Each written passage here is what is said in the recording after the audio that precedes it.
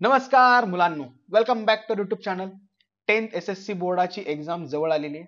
बरोबर, काहीच महिने राहिलेत. जवळपास तुमच्या हातामध्ये 4 महिने आहेत. 4 महिन्यामध्ये तुम्हाला पूर्ण प्रिपरेशन करायचं आहे आणि आता सध्या एक 2-3 दिवसांवरती तुमची सेमिस्टर एक्झाम असणार आहे. आता सेमिस्टर एक्झामसाठी इंग्लिश ग्रामरचे जे काही टॉपिक इम्पॉर्टंट आहेत, इझी आहेत, ज्याच्यामध्ये तुम्ही इझिली समजून घेऊन आउट ऑफ मार्क स्कोअर करू शकता, ते टॉपिक आज ह्या व्हिडिओमध्ये आपण डिस्कस करूया.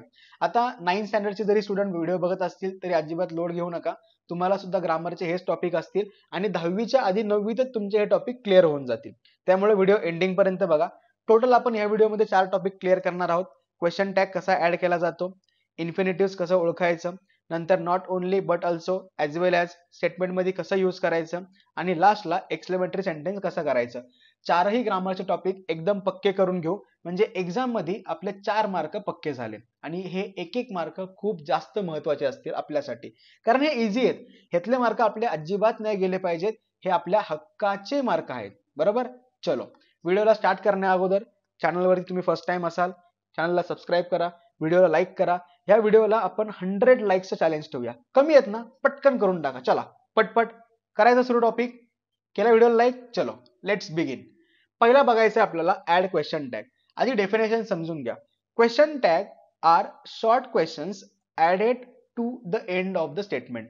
म्हणजे स्टेटमेंटच्या एंडिंगला एक शॉर्ट क्वेश्चन विचारायचा आहे, त्याला आपण क्वेश्चन टॅग बोलतो. एक्झाम्पल बघा, it's a nice day isn't it. म्हणजे दिवस चांगला होता नाही का. आता आपण समजा कुठेतरी खायला प्यायला गेलो तर आपण कसं विचारतो, जेवण चांगलं होतं नाही का, होतं ना. हा, तो जो शेवटचा आला ना, नाही का, तो झाला क्वेश्चन टॅग. समजलं. आणि क्वेश्चन टॅगचं जे आन्सर असतं ना, ते येस आणि नो मध्येच आपण देतो. कळलं नक्की. त्यामुळे लोड घेऊ नका, एकदम इझी पार्ट आहे. फक्त आपल्याला बेसिक काही रूल समजून घ्यावे लागतील. बघा, जर स्टेटमेंट पॉझिटिव्ह असेल तर टॅग हा निगेटिव्ह यूज करायचा. जसं या ठिकाणी होतं बघा, it's a nice day. Actual मध्ये असं येते, it is a nice day. मग ह्या ठिकाणी स्टेटमेंट पॉझिटिव्ह होतं म्हणून टॅग निगेटिव्ह झाला, इजंट इट आलं. कळलं. आता इट का वापरलं सांगतो, लोड नका घेऊ. क्लिअर. नंतर स्टेटमेंट निगेटिव्ह असेल तर टॅग काय येतो, पॉझिटिव्ह येतो. म्हणजे वाईस वर्सा, पॉझिटिव्ह असेल तर आपल्याला निगेटिव्ह करायचंय, निगेटिव्ह असेल तर आपल्याला पॉझिटिव्ह करायचंय. सिंपल. क्लिअर झालं. चलो, आता काही हेल्पिंग व्हर्ब्स आहेत ज्यांचा वापर आपण क्वेश्चन टॅग मध्ये करतो. जसं या ठिकाणी आपल्याला इजंट दिसतंय, हे हेल्पिंग वर्ब आहे आणि हेल्पिंग वर्बनीच आपण क्वेश्चन विचारतो. म्हणजेच क्वेश्चन विचारताना स्टेटमेंट झाल्यानंतर आपल्याला हेल्पिंग वर्ब लिहायचंय, हेल्पिंग वर्ब, आणि सोबत आपल्याला प्रोनाउनचा यूज करायचा आहे. या दोन गोष्टींचा वापर करून आपण क्वेश्चन टॅग ऍड करतो. ठीक आहे. आता हेल्पिंग वर्ब जर स्टेटमेंट पॉझिटिव्ह असेल तर हेल्पिंग वर्ब कसं करायचंय, निगेटिव्ह करायचंय. बघा, इजचं इजंट होतं, वॉचचं वॉजंट होतं, हॅजचं हॅजंट होईल, हॅवचं हॅवंट होईल, आरचं अरंट होईल, कुडचं कुडंट होईल, शुडचं शुडंट होईल, कांटचं कांट होईल. लक्षात ठेवा, आपण जो इज आणि नॉट असं लिहितो ना, त्यांना कंबाईन करून इंग्लिश मध्ये इजंट लिहिलं जातं. तो जो ओ आहे ना, तो सायलेंट राहतो. कळलं नक्की. शुअर. आता कन्फ्युजिंग करणारे हे 3 नमुने आहेत बघा. ह्याच्यामध्ये चूक होण्याचे चान्सेस खूप जास्त राहतात. कसं कसं, कधी कधी ऍम वापरलेलं असतं, आपण फ्लो मध्ये असं लिहितो की आपल्याला असं लिहायचंय, चुकलं. अजिबात असं करू नका. त्यामुळे ह्या तिघांना नीट लक्षात ठेवा. विलचं सुद्धा वोंट होईल आणि शालचं शांट होईल. क्लिअर झालं. हेच हेल्पिंग वर्ब तुम्हाला 10th मध्ये आहेत आणि ह्याच हेल्पिंग वर्बच्या बेसिस वरती तुम्हाला क्वेश्चन विचारलेला असतो. किंवा add the question tag to the following statement, अशा टाइप मध्ये तुम्हाला क्वेश्चन येऊन जाईल. कळलं. रूल समजले. प्रत्येकाला कुठले कुठले हेल्पिंग वर्ब वापरायचे, त्यांना निगेटिव्ह कसं करतो, पॉझिटिव्ह कसं करतो. म्हणजे बघा, जर स्टेटमेंट पॉझिटिव्ह असेल तर हा टॅग वापरायचा आहे, स्टेटमेंट मध्ये निगेटिव्ह असेल तर आपल्याला पॉझिटिव्ह वापरायचे, वाईस वर्सा. क्लिअर. आता एक सिंपल रूल लक्षात ठेवा. जर समजा हेल्पिंग व्हर्बच नसेल, आता हेल्पिंग वर्ब कुठल्या टेन्स मध्ये नसतं, सिंपल वाल्या टेन्स मध्ये हेल्पिंग वर्ब नसतं. सिंपल प्रेझेंट आणि सिंपल पास्ट मध्ये आपण हेल्पिंग वर्ब वापरत नाही. त्या ठिकाणी आपण फक्त वर्ब वापरतो. मग त्या केसमध्ये जर प्रेझेंट टेन्स असेल तर आपल्याला डू किंवा डज वापरायचंय ऍज अ हेल्पिंग वर्ब, आणि पास्ट टेन्स असेल तर आपल्याला डीड हे हेल्पिंग वर्ब वापरायचं. क्लिअर झालं. एक्झाम्पल घेऊ म्हणजे तुम्हाला ती कन्सेप्ट क्लिअर होऊन जाईल. इथपर्यंत समजलंय. चलो पुढं क्वेश्चन घेऊया. पहिला question, the compound was luxurious with green grass. सगळ्यात पहिली स्टेप काय असणार आहे, तर आपल्याला स्टेटमेंट पॉझिटिव्ह आहे का निगेटिव्ह आहे ते ओळखायचं. स्टेटमेंट मध्ये कुठं नॉट वर्ड वापरला नाहीये, म्हणजे आपलं स्टेटमेंट कसं असणार आहे, पॉझिटिव्ह असणार आहे, हे क्लिअर झालं. म्हणजे आपला टॅग जो असणार आहे तो कसा असणार आहे, निगेटिव्ह असणार आहे, हे सुद्धा क्लिअर झालं. पहिल्या एक दोन स्टेटमेंटला आपण असा विचार करू, नंतर तुम्हाला लगेच समजून येईल. झालं, पॉझिटिव्ह स्टेटमेंट होतं, निगेटिव्ह टॅग करायचं, क्लिअर. आता नॉन लिव्हिंग थिंग्स जर असेल, the compound non living things आहे, त्यामुळं जे प्रोनाउन यूज करणार ते आपण इट यूज करणार. एंडिंगला मी क्वेश्चन मार्क देऊन टाकला. ह्याच्या आधी मला काय लिहायचंय, हेल्पिंग वर्ब लिहायचंय. मग आता हेल्पिंग वर्ब कसा असेल, वॉज. काय होतं बघा बरं लास्ट साइडला, वॉजचं काय होतंय, वॉजंट होतंय. त्यामुळे आपल्याला स्टेटमेंट मध्ये काय वापरावं लागेल, वॉजंट यूज करावं लागेल. म्हणजे ह्या ठिकाणी काय आलं, वॉजंट इट. म्हणजे टॅगचं स्टेटमेंट कसं झालं बघा, the compound was luxurious with green grass wasn't it. आणि इथं आपल्याला कॉमा द्यायचा आहे. कॉमा आणि एंडिंगला क्वेश्चन मार्क देणं कंपल्सरी आहे. समजलं, नक्की इझी होतं बघा. पहिली स्टेप काय होती, तर स्टेटमेंट पॉझिटिव्ह निगेटिव्ह करायचंय, हे क्लिअर केलं. त्यानंतर आपण जे काही प्रोनाउन यूज करायचंय ते अगोदरच डिसाईड केलं. नंतर हेल्पिंग वर्ब शोधलं, हेल्पिंग वर्ब पॉझिटिव्ह होतं, त्याला निगेटिव्ह केलं, टॅग रेडी झाला. झाले 1 मार्क. इझी आहे बघा. Next, the next step should support and hold us without a crack. पहिलं स्टेटमेंट पॉझिटिव्ह आहे, टॅग निगेटिव्ह असणार आहे. हेल्पिंग वर्ब शुड, शुडचं काय होतं, शुडंट. नेक्स्ट स्टेप काय, नॉन लिव्हिंग थिंग्स, म्हणजे काय येणार, इट येणार. बघा टॅग. इझी, एकदम इझी, काही लोड नाही बघा, सिंपल. काय केलं मी, स्टेटमेंट ओळखलं, पॉझिटिव्ह आहे, निगेटिव्ह करायचंय, क्लिअर झालं. हेल्पिंग वर्ब शोधला, हेल्पिंग वर्बला निगेटिव्ह केलं, आणि नॉन लिव्हिंग थिंग्स असल्यामुळे इथे इट वापरलं, आणि शेवटी question mark as it is. Clear. Next बघा, the sight of the food madden him. आता ह्याच्यामध्ये हेल्पिंग वर्बच नाहीये, बरोबर. पण टेन्स ओळखा, कुठला टेन्स आहे हा, तर हा आहे सिंपल पास्ट टेन्स. मग सिंपल पास्ट टेन्स मध्ये काय सांगितलं होतं, डिड वापरायचंय. स्टेटमेंट काय आहे, पॉझिटिव्ह आहे, म्हणजेच काय होणार, टॅग निगेटिव्ह होणार. नंतर द साइड ऑफ फूड काय आहे, नॉन लिव्हिंग थिंग्स आहे, म्हणजेच डिडंट इट. बघा आन्सर आहे का नाही, इझी आहे, समजलं नक्की. चलो अजून 2 एक्झाम्पल्स बघूया. I humbly accept this award. आता स्टेटमेंट कुठलं आहे, कुठला टेन्स आहे, हा कुठला आहे, सिंपल प्रेझेंट टेन्स. त्या ठिकाणी आपण काय वापरतो, डू वापरतो.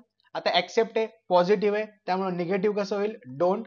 नंतर आय प्रोनाउनच होतं, त्यामुळे as it is I, question mark, या ठिकाणी आपल्याला कॉमा द्यायचा फुल स्टॉप काढून. म्हणजे आन्सर आपल्याला असं दिसेल.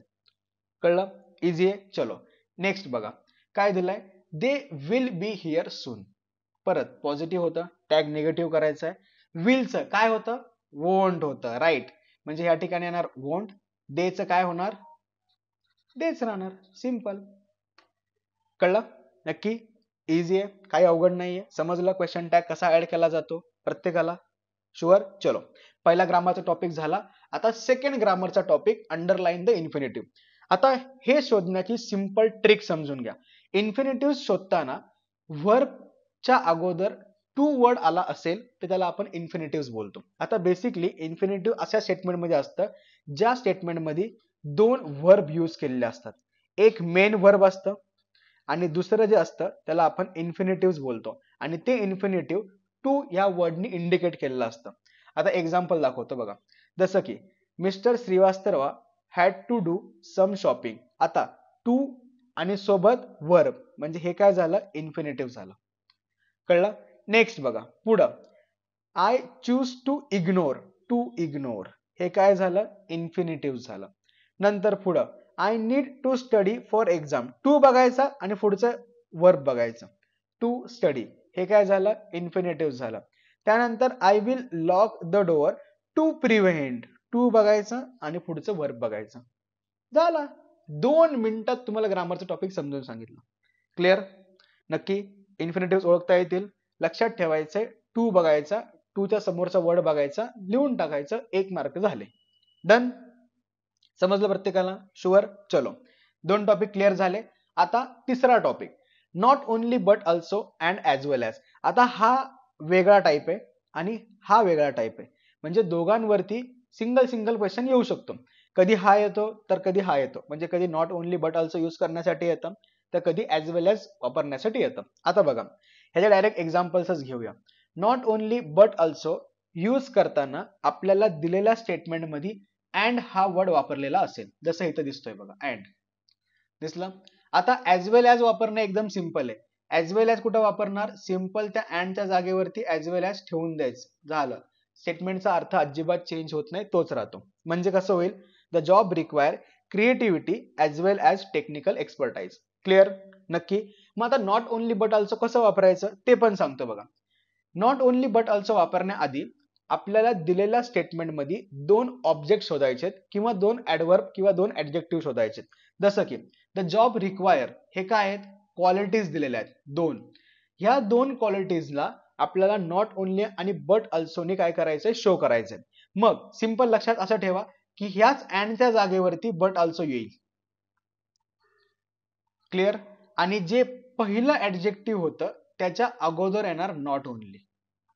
नॉट ओनली म्हणजे स्टेटमेंट कसं होईल, the job require not only creativity and त्या जागेवरती बट ऑल्सो टेक्निकल एक्सपर्टाइज. म्हणजे फायनल स्टेटमेंट झालं, the job require not only creativity but also technical expertise. आणि ऍज वेल एज एकदम simple, the job require creativity as well as technical expertise. बघा answer बघा, as well as कसं वापरलंय, अँडच्या जागेवरती फक्त रिप्लेस केलं. नंतर नॉट ओनली बट ऑल्सो कसं केलं, क्रिएटिव्हिटीच्या आधी काय वापरलं, नॉट ओनली, अँडच्या जागेवरती आली बट ऑल्सो. सिंपल. क्लिअर? समजलं प्रत्येकाला? अजून एक एक्झाम्पल बघा. They have to have the skill and will. आता क्लिअर होतंय तुम्हाला बघा. The skill and the will दोन क्वालिटीज दिल्यात, म्हणजेच एका क्वालिटीच्या आधी काय वापरायचं आपल्याला, नॉट ओनली. एकदम राईट.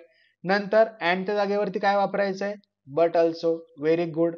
आता ऍज वेल एज वापरताना काय करायला सांगितलं होतं मी, फक्त अँडच्या जागेवरती आपण ऍज वेल ऍज वापरणार आहोत. म्हणजे आपलं आन्सर कसं दिसेल ऍज वेल एज मध्ये, they have to have the skill as well as the will. Simple. Clear झालं? आणि नॉट ओनली बट ऑल्सो कसं असणार आहे, they have to have not only the skill but also the will. Clear? नक्की. एक मार्काला येणारा question आहे आणि एक मार्क आपल्या हक्काचाच आहे. समजलं? हे इझी मार्क्स आहेत, हे आपल्याला भेटलेच पाहिजेत. क्लिअर? नक्की. चलो नेक्स्ट बघा. अजून एक काय दिलेलं आहे, ऑल द चिल्ड्रन एक्सेप्ट भोली वेअर हेल्दी अँड स्ट्रॉंग. परत दोन क्वालिटीज कुठल्या आहेत, हेल्दी अँड स्ट्रॉंग. लगेच काय ऍज वेल एज सांगितलं असेल तर अँडच्या जागेवरती आपण ऍज वेल ऍज वापरणार. ठीक आहे. नॉट ओनली बट ऑल्सो असेल तर हेल्दीच्या आधी काय असणार आहे, नॉट ओनली येईल. बरोबर? क्लिअर? अँडच्या जागेवरती काय असणार आहे, बट ऑल्सो. सिंपल. म्हणजे स्टेटमेंट कसं होणार आहे आपलं बघा, ऍज वेल एज वाला फक्त अँडच्या जागेवरती ऍज वेल एज वापरलं. All the children except Boli were healthy and strong. नंतर not only but also, all the children except Boli were not only healthy but also strong. समजलं? प्रत्येकाला क्लिअर झालं? नॉट ओनली बट ऑल्सो कसं वापरायचंय? Clear? चलो आता आपला शेवटचा ग्रामरचा टॉपिक, मेक इट एक्सक्लेमेटरी. आता एक्सक्लेमेटरी करताना काही सिंपल गोष्टी नीट डोक्यात ठेवा. एक्सक्लेमेटरी सेंटेन्स हे आपण ऑलवेज स्टार्टिंग होती व्हॉटनी किंवा हाऊनी. आता व्हॉट कधी वापरायचं, हाऊ कधी वापरायचं. स्टेटमेंट मध्ये व्हेरी असेल किंवा नसेल, नीट बघा मी काय बोलतोय, व्हेरी असेल किंवा नसेल. व्हेरी असेल तरी हाऊ वापरायचंय, व्हेरी नसेल तरी हाऊ वापरायचंय. मग व्हॉट कधी वापरायचं, व्हेरी आणि असेल तर व्हॉट वापरायचं, आणि व्हेरी नसेल पण असेल तरी व्हॉट वापरायचं. म्हणजे सिंपल बघा, नीट कन्फ्यूज होऊ नका. आपल्याला दिलेला स्टेटमेंट मी सगळ्यात पहिलं काय चेक करायचंय, व्हेरी आहे का. असेल तर व्हेरी सोबत आहे का, म्हणजे ए आहे का. जर व्हेरी असेल तर व्हॉट, नुसतं व्हेरी असेल तर हाऊ. चलो मॅटर क्लोज. आता समजा असं आलं स्टेटमेंट मध्ये व्हेरीच नाहीये, मग व्हेरी नसेलच तर हाऊ वापरायचंय, पण जर स्टेटमेंट मध्ये दिसलं तर व्हॉट वापरायचंय. क्लिअर? एक्झाम्पल घेतलं की अजून डिटेल मध्ये क्लिअर होऊन जाईल. आता रूल कसा असतो, सुरुवातीला जे काही आपण क्वेश्चन वाले वर्ड्स घेतले होते व्हॉट आणि हाऊ ते येतील, त्यानंतर ऍडजेक्टिव्ह येईल, नंतर सब्जेक्ट आणि एंडिंगला हेल्पिंग वर्ब. नीट लक्षात ठेवा, ऍडजेक्टिव्ह, सब्जेक्ट आणि हेल्पिंग वर्ब. चलो एक्झाम्पल बघा. The movie was great. पहिली गोष्ट, व्हेरी आहे का इथं, नाहीये. व्हेरी आहे का, नाहीये. विदाउट व्हेरी वाला स्टेटमेंट आहे, बरोबर. मग ह्याच्यामध्ये अ दिसतंय का? नाही दिसत आहे. म्हणजे ह्या ठिकाणी काय वापरायचंय? हाऊ यूज करायचंय. समजलं? बघा परत एकदा एक्सप्लेन करतो. स्टेटमेंट मध्ये अगदी आपण काय चेक करतोय? व्हेरी आहे का? नाहीये. चलो डन, म्हणजे व्हेरीचा मॅटर क्लोज झाला. आता विदाउट व्हेरी वाला स्टेटमेंट आहे. मग अ दिसतंय का? कुठंच नाही दिसत आहे, म्हणजे आपल्याला हाऊ वापरायचंय. आता कळलं नक्की? मग ह्याच्यामध्ये परत आता काय काय बघावं लागेल आपल्याला? सब्जेक्ट, ऍडजेक्टिव्ह आणि हेल्पिंग वर्ब. हा काय आपला सब्जेक्ट आहे, हे काय हेल्पिंग वर्ब आहे, हे काय ऍडजेक्टिव्ह आहे. क्लिअर? पहिलं काय वापरायचंय? हाऊ वापरायचंय. हाऊ.